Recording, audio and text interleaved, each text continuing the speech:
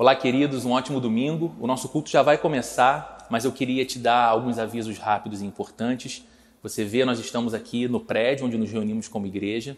Já começamos a preparar o espaço para que, quando seja possível, o retorno dos nossos encontros presenciais, estejamos com tudo aqui dentro do protocolo necessário para que isso aconteça. Há um comunicado disponível para você no Instagram da Igreja Plena Rio com mais detalhes. Continue acompanhando as nossas redes sociais, que a cada semana nós vamos dando novas informações à medida que nos reunimos também com um conselho formado para pensar nas etapas desse nosso retorno. Quero lembrar a você também que, se você ainda não participou de um pequeno grupo, faça isso. Nós temos agora, a partir dessa semana, pequenos grupos acontecendo nas terças-feiras, às 8 da noite, nas quartas-feiras, às 9 da noite, e teremos novos pequenos grupos sendo iniciados também em outros dias da semana. Eu espero que você que tem participado continue cada vez mais envolvido. Você sabe o quanto tem sido bom, e você que acompanha o nosso culto, vai acompanhar esse culto agora.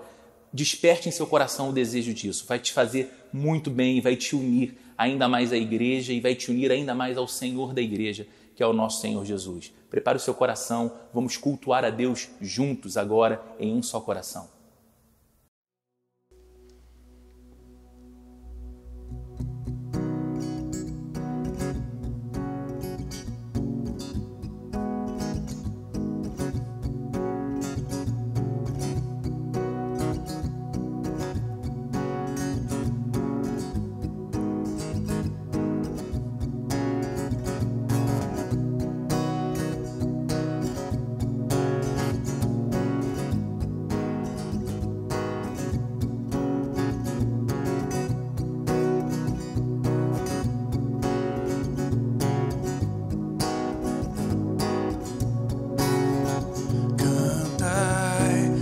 Senhor, um cântico novo, cantai ao Senhor, todas as terras, cantai ao Senhor, bendizei o seu nome, proclamai a sua salvação, anunciai entre as nações a sua glória, e entre todos os povos as suas maravilhas, porque grande é o Senhor, muito digno de ser louvado, mais temível do que falsos deuses. Glória e majestade estão diante dele, força e formosura no teu santuário, glória e majestade estão diante dele, força e formosura no seu santuário.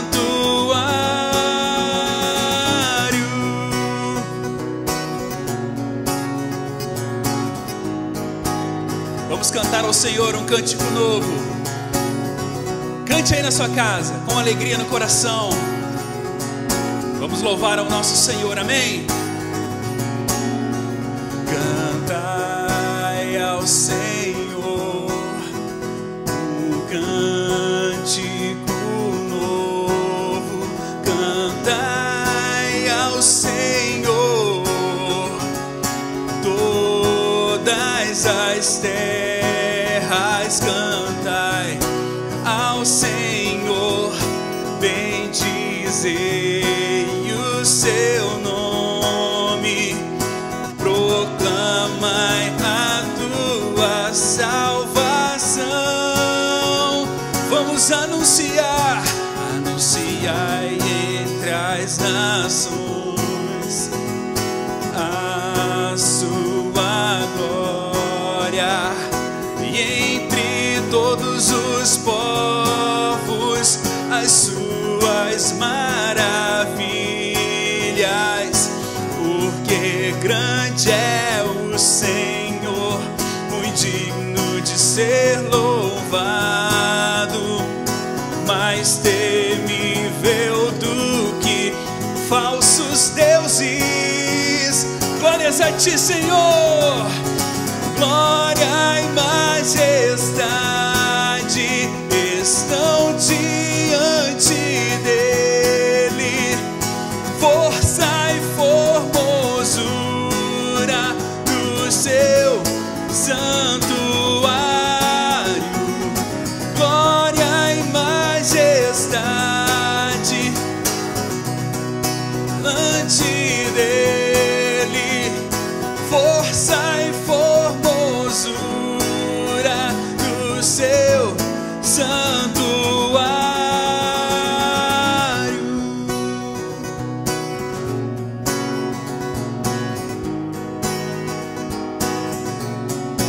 Te damos glória, Senhor, exaltamos o teu nome, único digno de louvor e de adoração.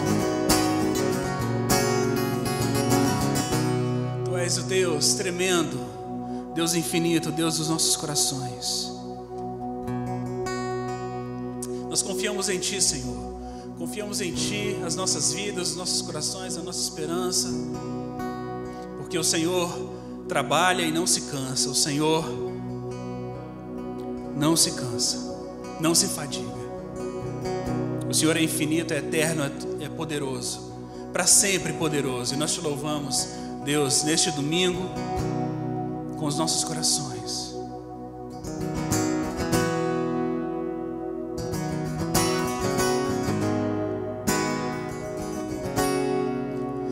Deus reinará para sempre, nosso forte libertador. Cante. Deus reinará para sempre, nosso forte libertador.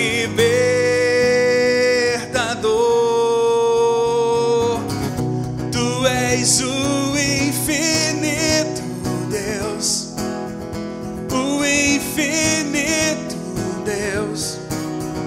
Tu não te cansas e nunca falha. Tu és o nosso protetor, o Deus consolador. Em ti seremos como águias.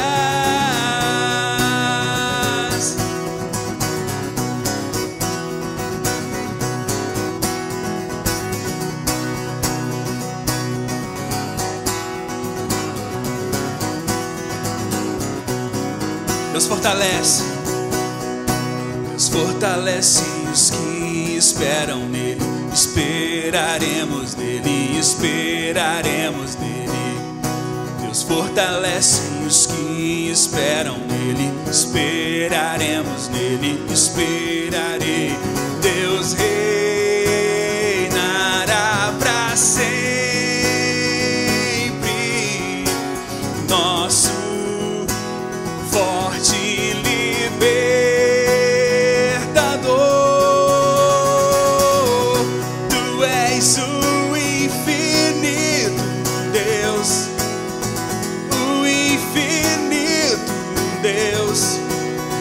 Tu não te cansas e nunca falha. Tu és o nosso protetor, o Deus consolador. Em ti seremos como águias. Tu és o infinito, Deus, o infinito, Deus. Tu não te cansas e nunca nunca falha. Tu és o nosso protetor, o Deus consolador. Em ti seremos como águias.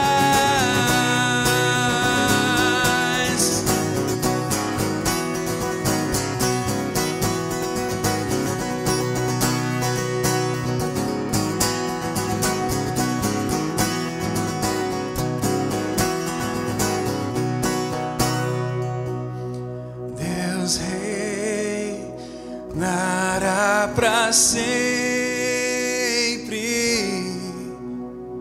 nosso forte libertador.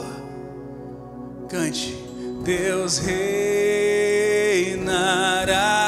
pra sempre, sempre, nosso forte libertador. Confiamos em ti, Senhor.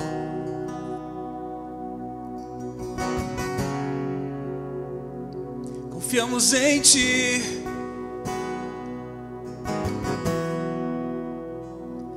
Deus conosco nos conduzirá, jamais nos deixará, jamais nos deixará. Deus por nós quer nos abraçar, Ele nunca falhará, Ele nunca falhará.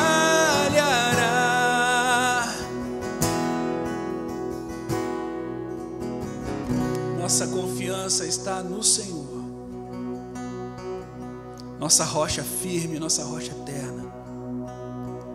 Sobre ti, Senhor, construímos a nossa vida, construímos a nossa esperança, depositamos, Deus, os nossos desejos, depositamos os nossos corações, porque sabemos que o Senhor jamais nos abandonará. O Senhor reina para sempre, com poder e glória, assentado sobre um alto e sublime trono, e o Senhor, o Deus de todo poder, nunca nos abandonará. E nisso nós podemos descansar, Senhor. Deus conosco nos conduzirá, jamais nos deixará, jamais nos deixará. Deus por nós quer nos abraçar, Ele nunca falhará, Ele nunca falhará.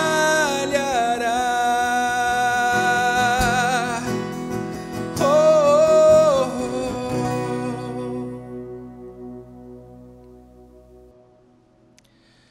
Essa é uma razão que faz a gente cantar e adorar a Deus. A certeza de que Ele é Deus conosco, o Deus que conduz as nossas histórias. A certeza de que Ele é Deus por nós, aquele que nos abraça, nos consola, envolve a nossa vida, nos cobre com bênçãos, nos envolve com a sua bondade, com o seu amor. Por isso oramos, por isso cantamos, por isso adoramos a Deus também através das nossas ofertas e dízimos, o que eu convido você nesse momento a fazer. Como todo domingo, você nota, na sua tela aparece aqui os dados bancários da Igreja Plena Rio, esse QR Code que leva você ao aplicativo do PicPay, onde você pode fazer a sua contribuição também pelo seu cartão de crédito. E assim nós vamos caminhando, celebrando aquele que tem cuidado de nós, amando a sua igreja, celebrando o crescimento e o desenvolvimento da igreja, cada novo passo, cada oportunidade de pregarmos juntos o Evangelho na cidade que nós tanto amamos. Enquanto você participa desse momento, enquanto você se prepara para adorar a Deus também através dos seus dízimos e ofertas, eu convido você a cantar juntamente comigo, juntamente com o Anderson, mais uma canção de adoração ao Senhor, mais uma canção que exalta a Deus, que fala de sua glória e fala dessa preciosa relação que nós temos com o Senhor. Adoremos juntos com essa música e também com as nossas ofertas e dízimos, em nome de Jesus. O nosso Pai eterno, autor da criação, Deus Todo-Poderoso. Foi pelo Espírito Santo que o Verbo se encarnou, Jesus Salvador. Creio em nosso Deus o Pai e em seu Filho Cristo Rei. Creio no Espírito Santo, no nosso Trino Deus. Creio na ressurreição que nos levantará. Ó, sim, eu creio em seu nome, Jesus.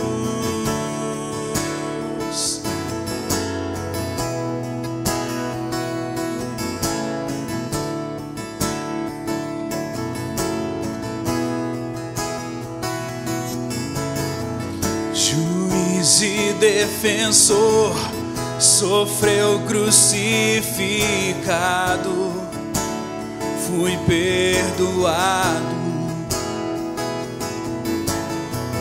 desceu na escuridão, mas hoje em glória está, para sempre exaltado. Creio em nosso Deus o Pai e em seu Filho Cristo Rei.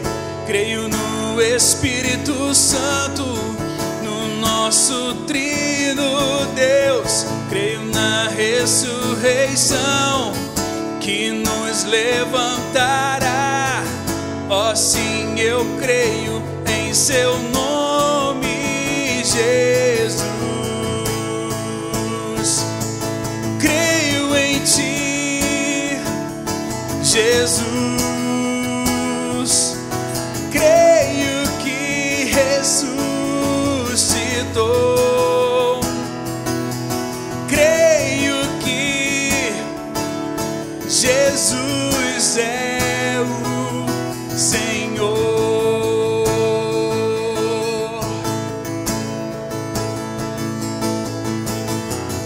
Creio na vida eterna, que da Virgem tu vieste. Creio na comunhão dos santos, creio em tua igreja, Deus. Creio na ressurreição, quando Jesus voltar. Ó, sim, eu creio em seu nome, Jesus. Creio em nosso Deus o Pai e em seu Filho Cristo Rei. Creio no Espírito Santo, no nosso Trino Deus. Creio na ressurreição, quando Jesus voltar. Ó, sim, eu creio em seu nome, Jesus. Ó, sim, eu creio em seu nome, Jesus.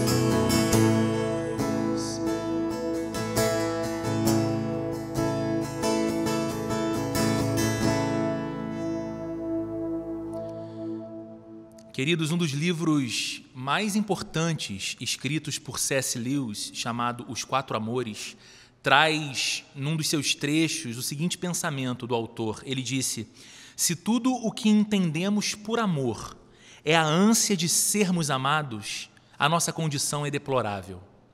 É um pensamento muito interessante e muito verdadeiro. Se tudo o que nos faz conceber o amor é a necessidade de recebermos amor, mas não de oferecermos amor, não de entendermos o amor como algo que também praticamos, como algo que nos leva a um movimento, a nossa condição, sem sombra de dúvidas, é deplorável. Nessa série, A Utopia Possível, nós estamos refletindo na mensagem de uma carta escrita por um homem que foi muito amado por Jesus. Estamos falando do apóstolo Paulo. Mas esse apóstolo Paulo é aquele tipo de sujeito improvável, porque olhando para a biografia de Paulo, você jamais poderia dizer que este homem se tornaria um seguidor de Jesus, porque ele era um perseguidor da igreja de Jesus, até que ele teve um encontro com o próprio Cristo. E nesse encontro ele não se deparou com um Jesus pronto a condená-lo e a combatê-lo porque ele era um perseguidor de sua igreja. Não, ele encontrou um Cristo amoroso, que revelou a ele a sua graça, que revelou a ele o seu amor, que apresentou a ele o seu chamado a uma nova vida. Paulo foi amado. E o amor de Jesus por Paulo despertou nele o desejo de amar a Jesus como resposta ao amor de Jesus por ele. Mas o amor que Paulo passou a ter por Jesus não era meramente verbal. Não era um amor que se contentava com expressões, com palavras verbais, mas um amor concreto, um amor que fez com que Paulo se movesse, assumisse iniciativas. Afinal de contas, o amor por Jesus fez de Paulo um missionário. O amor por Jesus fez deste homem que antes perseguia os cristãos a ser alguém que viajava pelo mundo, buscando contato com pessoas que nunca tinham ouvido sobre o Evangelho de Jesus e então anunciar sobre Jesus, seu amor, sua graça a estes homens e mulheres de todas as partes. Paulo aprendeu a amar o objeto do amor de Deus. Paulo aprendeu a amar pessoas. Paulo aprendeu a amar gente. Paulo não se dava por satisfeito em pensar que havia em muitos lugares, em muitas cidades, homens e mulheres vivendo distantes de Deus, sem jamais terem ouvido a boa notícia do Evangelho, e isso o movia. Amar a Deus, amar a Cristo e amar pessoas que Deus ama, para que elas também conheçam esse amor e vivam na dimensão desse amor. E é claro, Paulo amava os cristãos da cidade de Filipos, destinatários desta carta que estamos refletindo domingo após domingo. Paulo os amava porque eles foram antes amados pelo próprio Deus. Estes também eram homens e mulheres que no passado estavam de costas para Deus. Estes também eram homens e mulheres que no passado viviam vidas indiferentes a Deus, mas Deus os amou. E os amou muito, se revelou a eles e usou Paulo como instrumento dessa revelação 10 anos antes da escrita dessa carta, quando chegou na cidade de Filipos para plantar uma igreja. Mas eles também foram amados pelo próprio Paulo desde o começo. Paulo se afeiçoou a essa gente, se envolveu com essas pessoas. Em contrapartida, estas pessoas expressavam amor sincero por Jesus, em resposta ao amor de Jesus, e amor sincero pelo Evangelho de Jesus, que havia transformado suas vidas, e eles eram promotores desse Evangelho. Vimos no domingo passado Paulo falando como eles sempre foram cooperadores na causa do Evangelho, e eles também expressavam um verdadeiro amor por Paulo. Enviaram um mensageiro a Roma para visitar Paulo no seu cárcere, saber dele, levar suprimentos a ele. Queridos, veja quantas vezes eu falei aqui a palavra amor. O amor de Jesus, o amor por Jesus, o amor por aquilo que Deus ama, o amor por pessoas, e a resposta deste amor de Jesus no coração de pessoas que aprendem então a amar. E toda essa atmosfera de amor é a razão das orações registradas nos primeiros versículos dessa carta aos Filipenses. Você deve ter notado quantas vezes Paulo fala que ora por essas pessoas e quantas vezes ele expressa as razões e os motivos de oração que faz por essas pessoas. É por isso que eu acredito que uma das formas mais bonitas de amar uma pessoa é orando por ela. E Paulo nos ensina isso. O amor de Paulo é tão intenso por essa gente, e o amor de Paulo é tão intenso pelo Deus dele, que é o mesmo Deus destas pessoas, que ele ora por elas.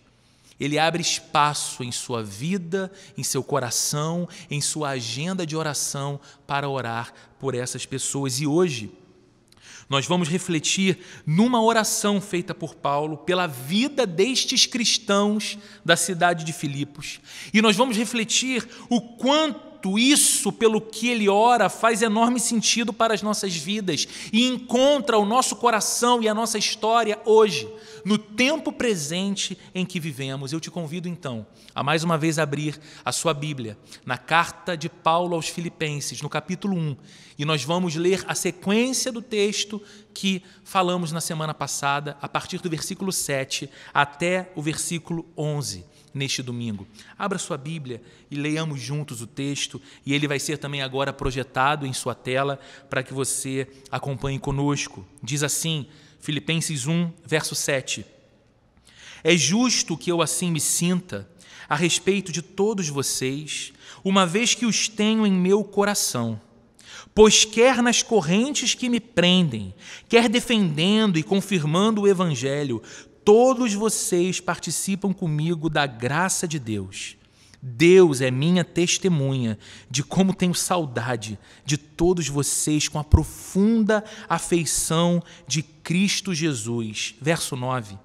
Esta é a minha oração, que o amor de vocês aumente cada vez mais em conhecimento e em toda percepção para discernirem o que é melhor, a fim de serem puros e irrepreensíveis até o dia de Cristo, cheios do fruto da justiça, fruto que vem por meio de Jesus Cristo, para a glória e louvor de Deus. Até aqui. E eu queria te convidar a fechar os seus olhos juntamente comigo nesse momento e a, juntamente comigo, clamar a Deus que fale ao seu coração através da exposição do texto bíblico.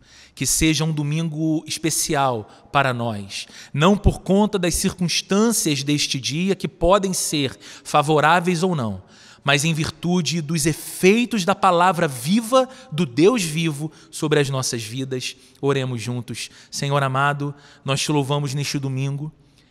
Estamos aqui diante de um trecho especial da Tua palavra e nós te pedimos, Deus, que nos salte aos olhos a beleza, a glória, a majestade do que nos é ensinado nesse texto e da vida que nos é proposta pelo Senhor, para que desfrutemos no Senhor a partir desse texto.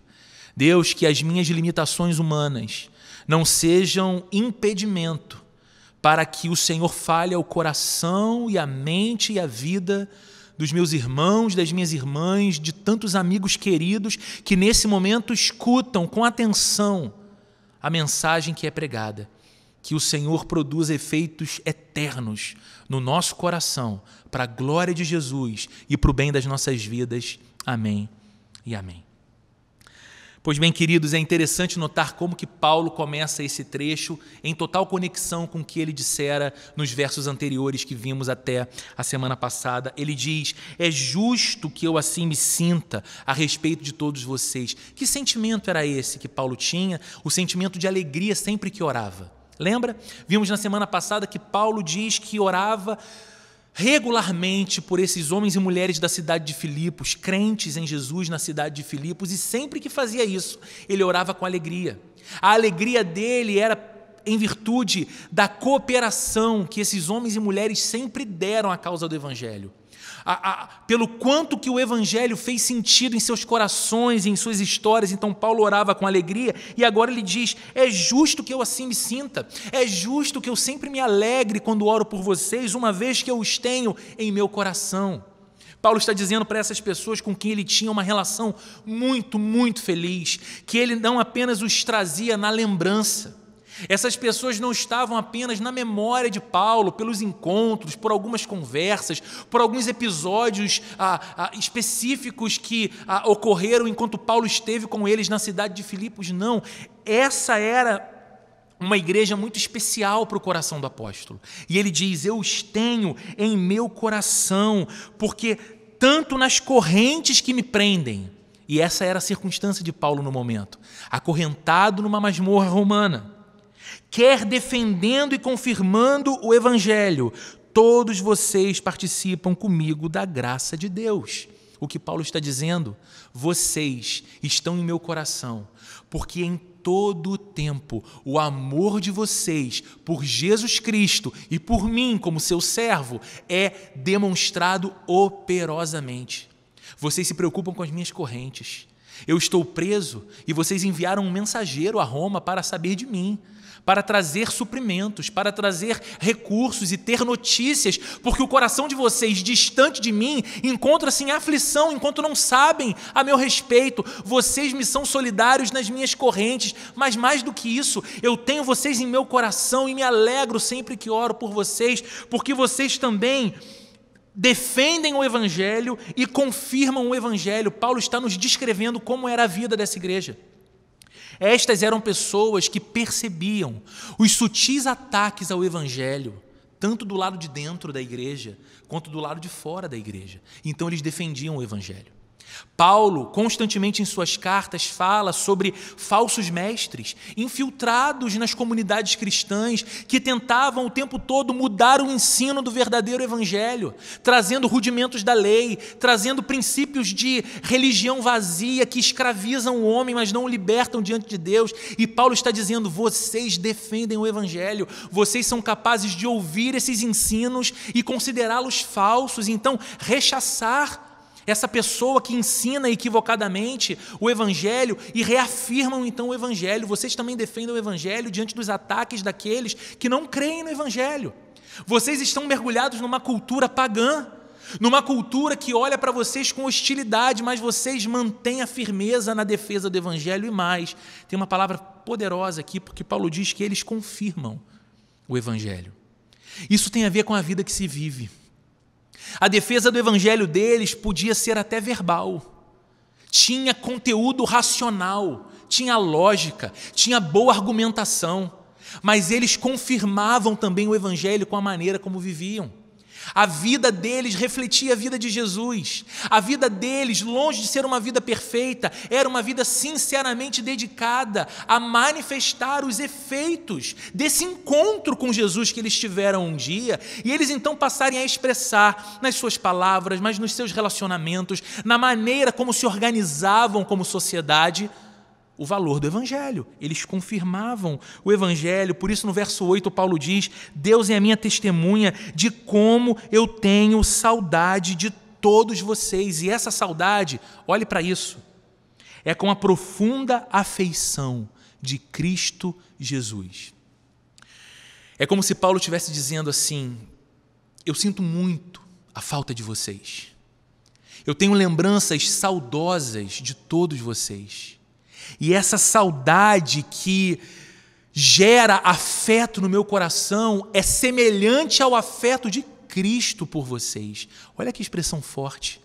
Eu, por causa de Jesus, tenho aprendido a amar vocês com o amor que Jesus tem por vocês. Queridos, não é o trecho principal que eu quero dar ênfase nessa manhã, nesse domingo para você, mas este versículo nos traz uma tônica muito importante, que nos fala sobre comunidade, que nos fala sobre igreja.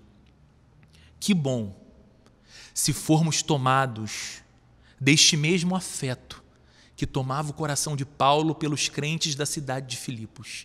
Se formos tomados por essa mesma afeição de amor em Cristo Jesus uns pelos outros. Que bom se a nossa saudade de estarmos juntos, saudade de cultuarmos a Deus juntos num mesmo lugar. Que bom que a nossa saudade que nos faz lembrar há quanto tempo eu não abraço aquela pessoa, há quanto tempo eu não ouço a sua voz assim, estando olhando em seus olhos, há quanto tempo eu tenho sido privado do convívio com ela. Que amor eu sinto por esta pessoa, que amor eu sinto por este amigo, por esta irmã querida. Como é bom viver em Deus ao lado dele, ao lado dela. Queridos, nós precisamos, se não temos essa afeição, orar por ela, porque essa é uma marca da comunidade de Jesus, a comunidade dos amados, que foram amados por Deus e por isso amam a Deus, amando uns aos outros.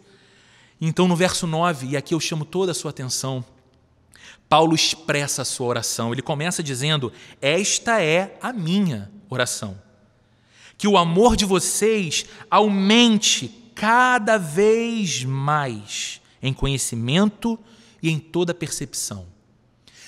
Que coisa interessante. Primeiro, Paulo não está dizendo: a minha oração é para que vocês amem, porque essa era uma igreja de flagrante demonstração de amor.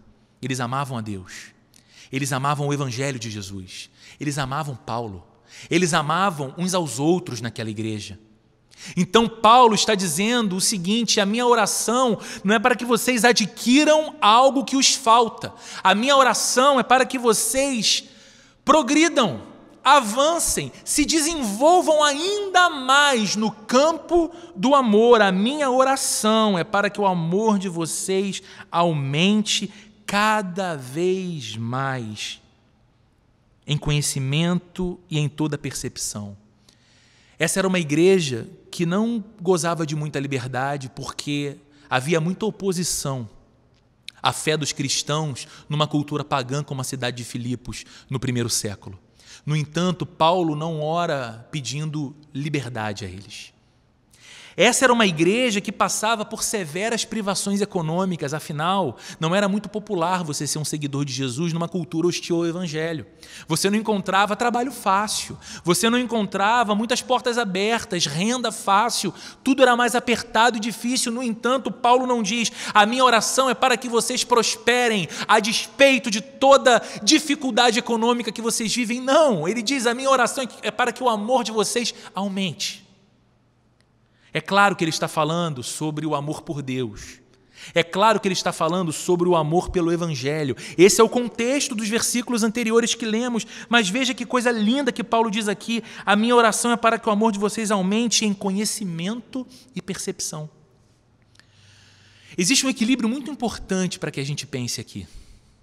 Porque Paulo está falando sobre duas coisas que não podem ser divorciadas na experiência da vida cristã. Verdadeiro amor por Deus, que nos enche a alma de devoção e que nos leva a um conhecimento de Deus, que nos faz ter clara percepção de Deus e, por causa disso, de nós mesmos e da vida à nossa volta. Por que é importante atentarmos para isso hoje, queridos? Porque vivemos num certo dualismo em nossos dias. Muitos lugares celebram e ensinam que o que importa é você ter um amor extravagante por Deus.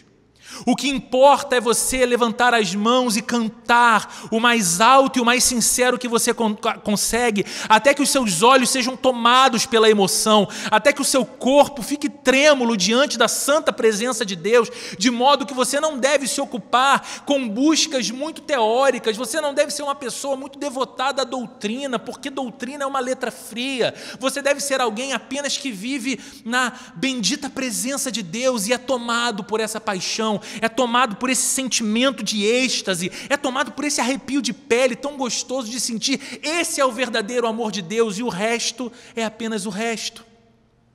Isso não é ruim em si mesmo.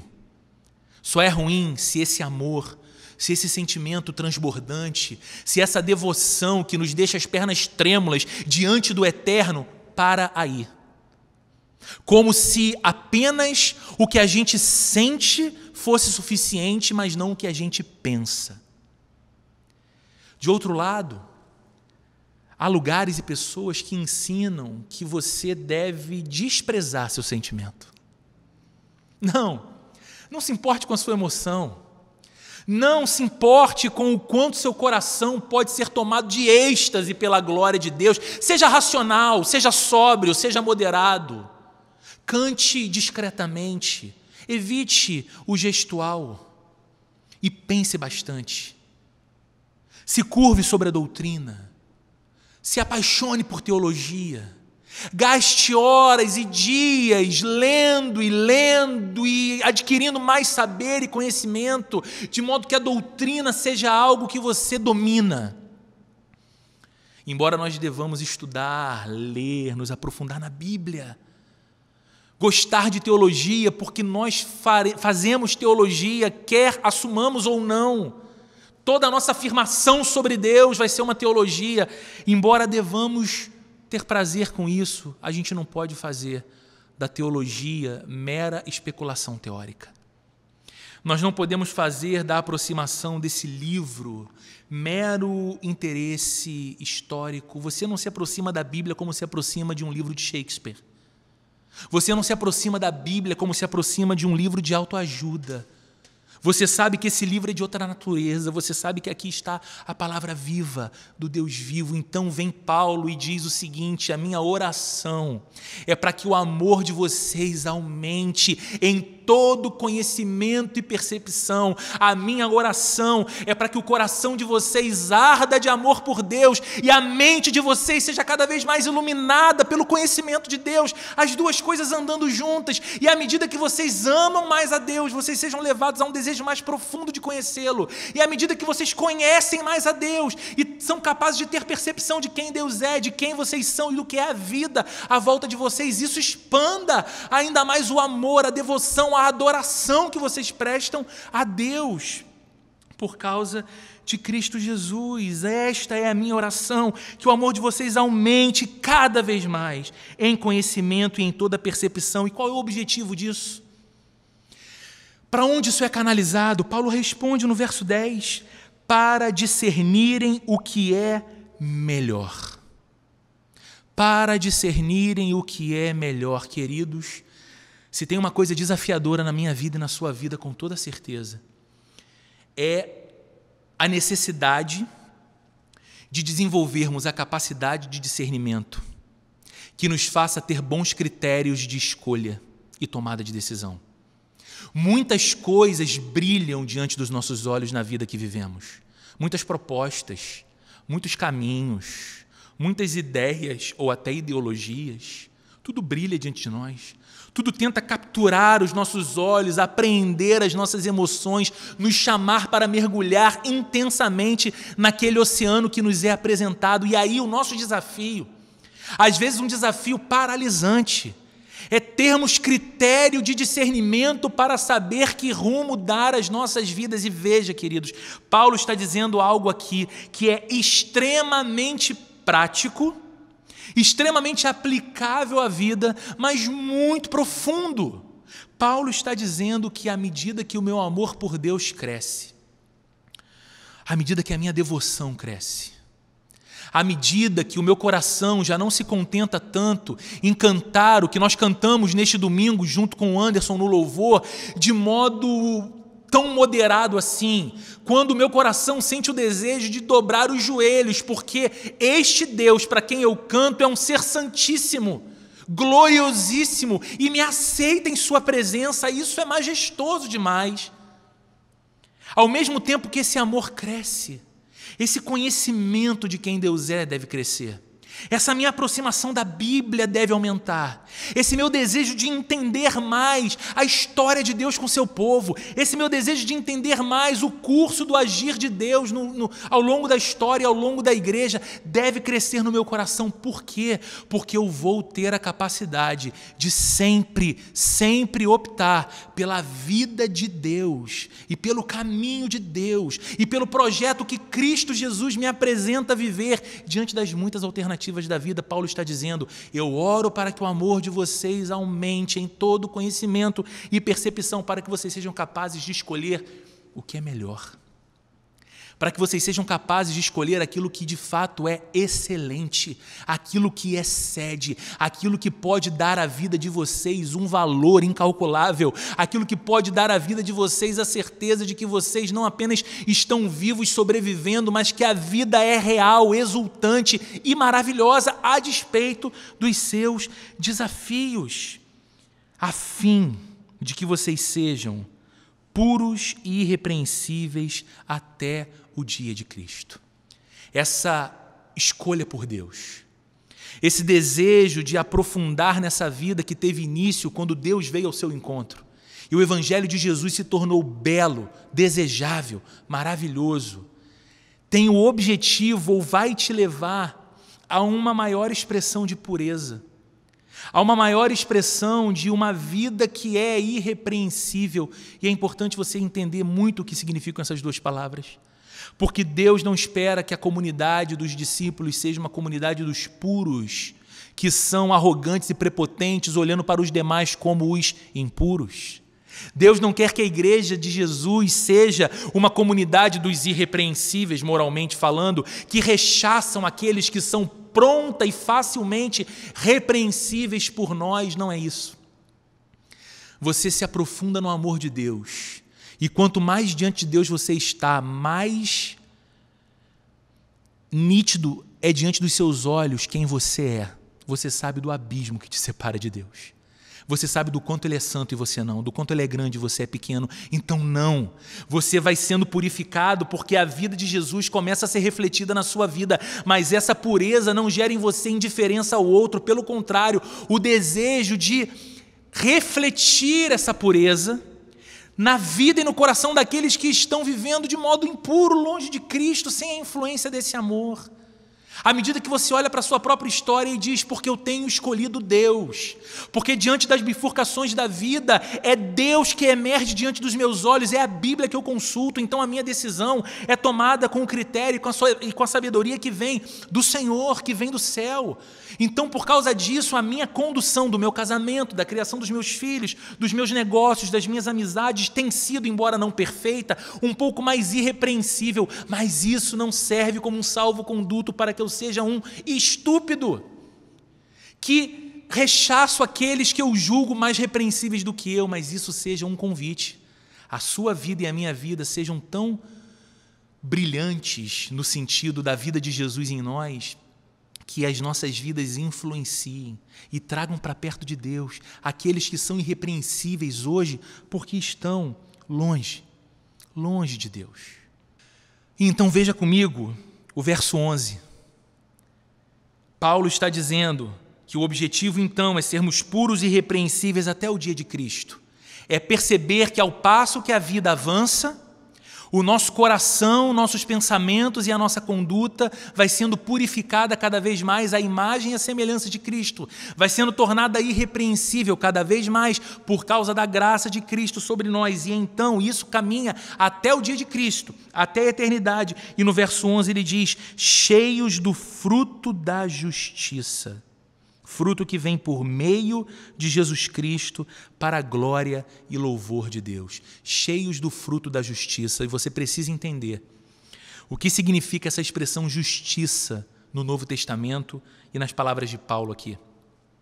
Essa justiça não é uma justiça qualquer ou não é apenas a nossa compreensão humana do que é justiça, mas quando Paulo fala sobre justiça, ele fala sobre a justiça que Cristo alcançou por nós, a justificação pela graça através de Jesus Cristo. Então ele está dizendo que vocês sejam cheios do fruto da justiça, que nada mais é que a vida de vocês frutifique os frutos desse novo viver, os frutos dessa nova vida no reino de Jesus, um reino que é, como diz o apóstolo Paulo, fruto do Espírito, que é, como diz o apóstolo Paulo na carta aos Gálatas, amor, longanimidade, temperança, domínio próprio, fé, que a vida de vocês seja essa árvore frondosa e cheia de frutos maravilhosos, que as pessoas que convivem com vocês possam provar destes frutos, saborear destes frutos, que o mundo ganhe mais sabor e seja mais nutrido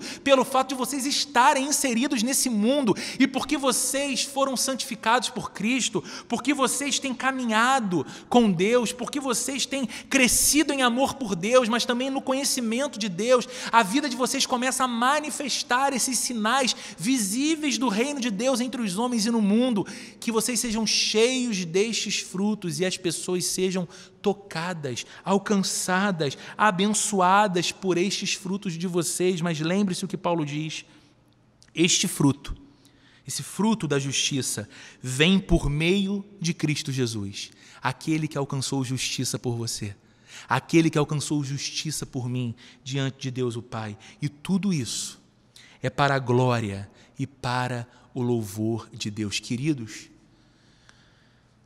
analisamos uma oração. Parece estranho, talvez, você pensar que uma oração foi dissecada. Mas Paulo nunca fez uma oração apenas pautada no seu sentimento da hora.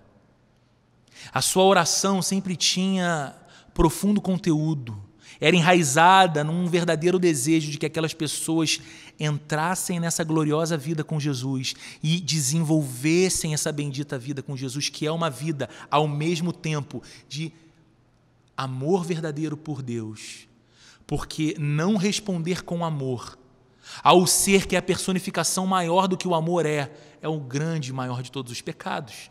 Ao mesmo tempo que por amar tanto, por desejar tanto a sua presença, por anelar tanto pela sua glória, eu quero conhecê-lo mais.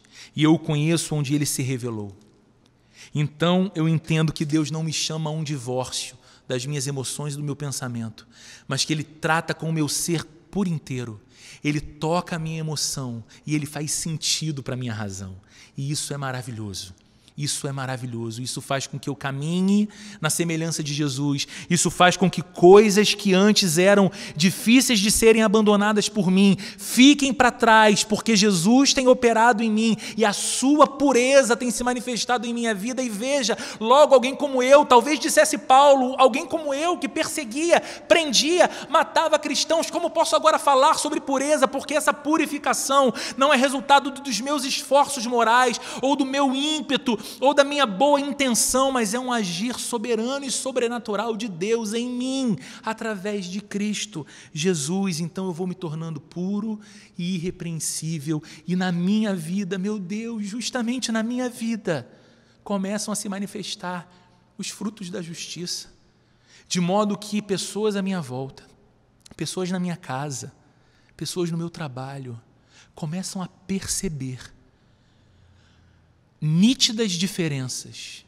e começam a experimentar e a serem beneficiadas destes frutos que agora são produzidos na minha vida por causa de Deus, por causa de Cristo, por obra do Espírito Santo. Queridos, talvez você ouça as coisas que eu disse aqui e pense, meu Deus, eu acho que eu sou muito diferente desses homens e mulheres cristãos na cidade de Filipos, para quem Paulo escreve, e diferente do próprio Paulo, porque,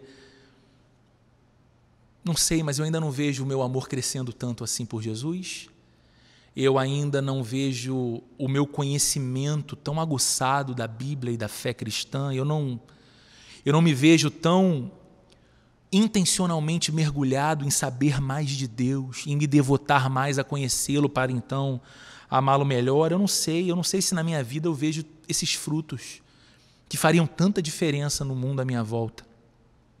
Eu queria encorajar você e não desanimar. Eu queria lembrar a você que, porque estas coisas são de difícil aquisição por nossa parte e são dádivas divinas, é que Paulo não as escreve como um conselho. Paulo não começou no verso 9 dizendo, a minha dica para vocês é, não. Ele diz, a minha oração por vocês é. Paulo sabe que o desenvolvimento de uma verdadeira vida cristã é um milagre que do início ao fim é operado por Deus. E Paulo sabe que quando Deus começa uma obra em nós, Ele habilita o nosso coração a desejar a vida de Deus e então a começarmos a fazer coisas na direção de Deus também, porque a nossa vontade é despertada, o nosso coração é habilitado.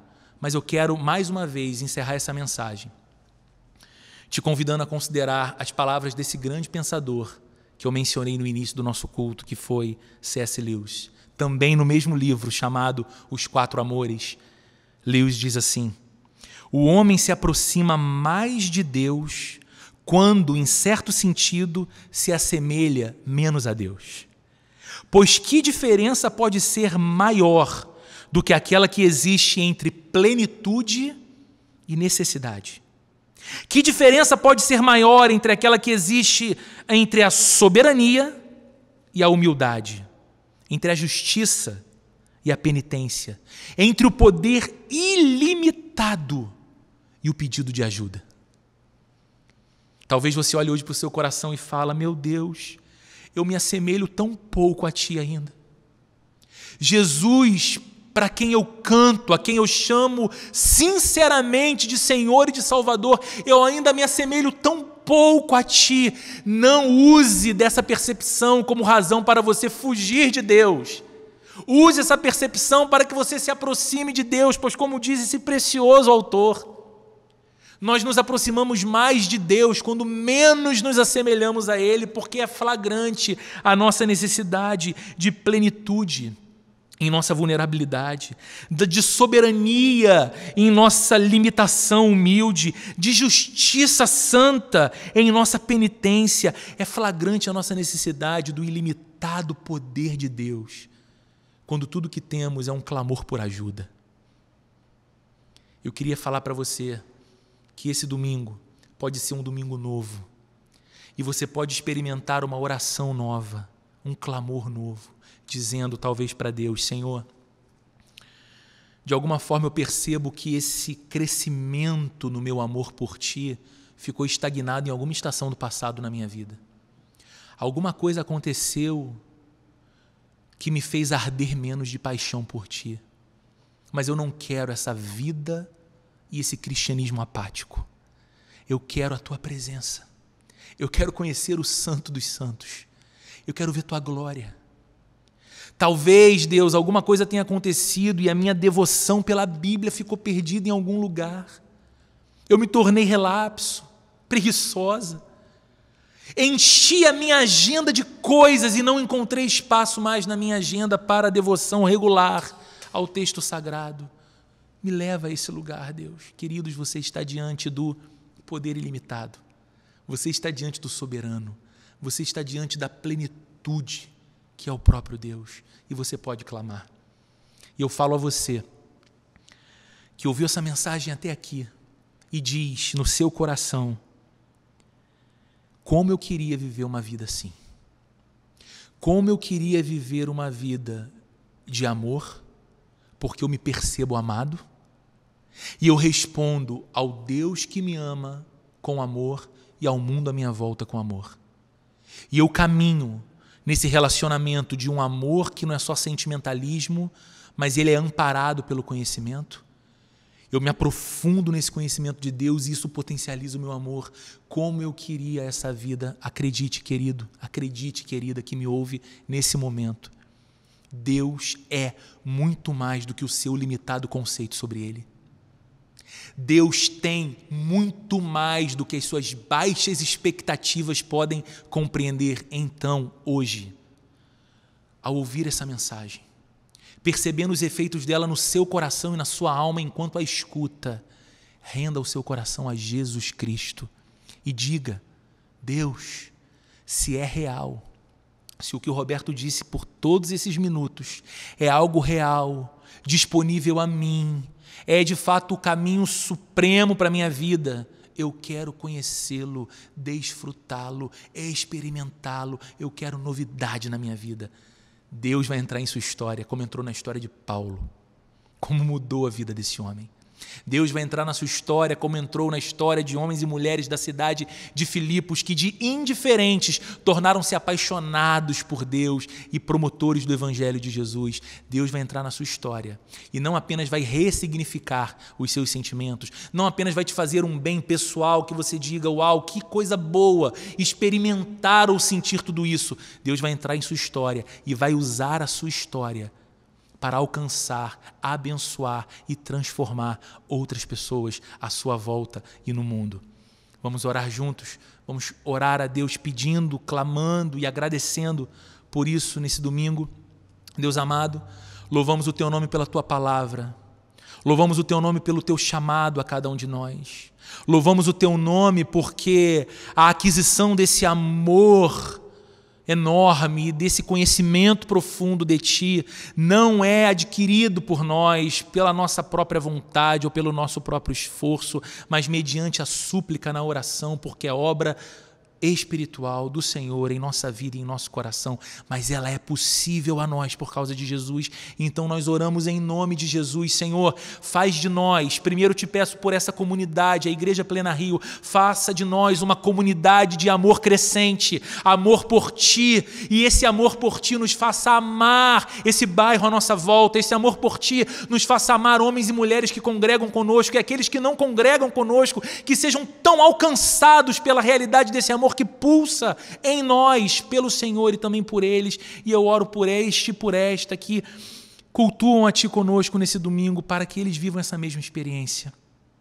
Um amor que cresce, um conhecimento de Deus que se expande e que alimenta o amor, e esse amor alimenta o conhecimento, e isso vai sendo dia após dia crescente até a eternidade, de modo que nos tornemos mais puros, nos tornemos mais irrepreensíveis por causa da vida de Jesus em nós, mas que essa pureza e essa irrepreensão moral não nos torne ETs no mundo, alienados da história, mas faça de nós homens e mulheres de vida verdadeiramente atraentes para aqueles que não conhecem a Ti e não vivem ainda essa vida, de modo que o conheçam, Senhor, através de nós e vivam essa vida também no Senhor, tendo a nossa vida como instrumento disso tudo.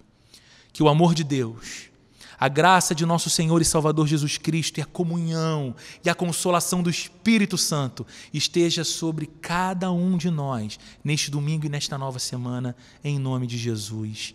Amém e amém. Que Deus te abençoe, que você experimente muita graça e muita paz de Deus nessa semana, em seu lar, e até o nosso próximo encontro.